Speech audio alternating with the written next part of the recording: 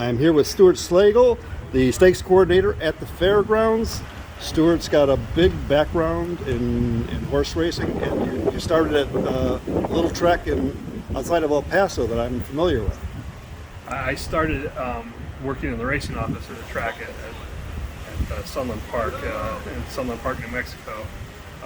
Prior to that, I was a patron of the sport, a gambler. When I first went to the races at a small track, I don't know if people are aware of, Bandera Downs, which no longer runs.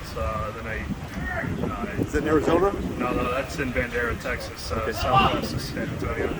After that, I lived in Illinois for a while and learned the game from watching the races at Sportsman's Hawthorne and Arlington Park. After I moved to California for career choices, I worked a little bit with Horse Player Magazine and followed the tracks out in Southern California. One day I decided I was going to give it a try to be a jock's agent. Went to New Mexico, started there. At the time, it was a poor decision. I didn't have the domain knowledge to be a successful salesperson. A jock's agent is more of a politician and a salesperson than they are a handicapper knowing about the races. My knowledge in the sport wasn't good enough to make me a good ambassador for a particular jockey. I didn't do well at the time. I then quit to become a racing official. First track I was a racing official at was at Retama Park in Selma, Texas, right outside of San Antonio. From there, I went back to Sunland for a season as a racing official. From there, travels everywhere. Worked as a racing official, and let's see if I can try to. I can't do it in chronological order. I did it as racing official at Prairie Meadows, Albuquerque, Ruidosa, GM Park. All the big ones. I once worked as a teller at Lone Star Park. Worked as a racing secretary at Maynard Downs. Then I worked in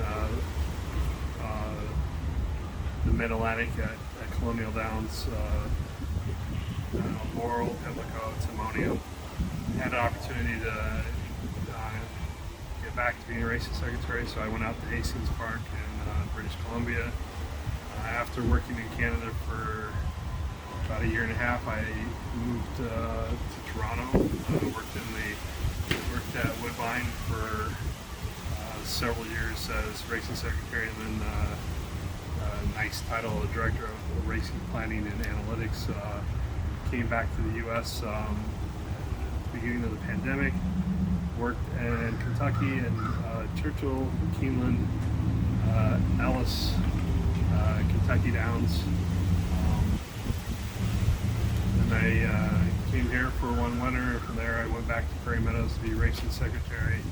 So now I'm in a circuit where I spend summer in Iowa as racing secretary and the winter in New Orleans as stakes coordinator. So Sunland Downs, I remember being there in 1985, and the purses were pretty small at that time, and you had a good story about that. I don't remember which trainer it was. Prior to the addition of slot machines to add supplement the purses out there, the trainers used to joke that they were running for a ham sandwich, and the feature was a ham sandwich and cheese.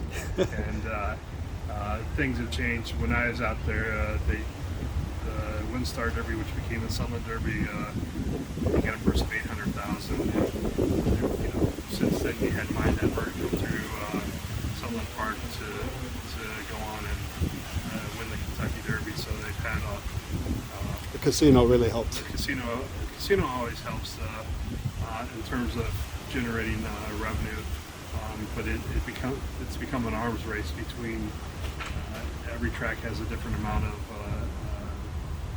supplemental income from other sources, and Thank God for that. and as they say in racing, I won't make you bleed me out. Money talks, but blank walks. And, so it's people are always trying to optimize their situation. And sometimes the optimization is where can I make the most money for my horse or breeder or owner, and those horse supplements have a huge impact of where people choose to run their horses.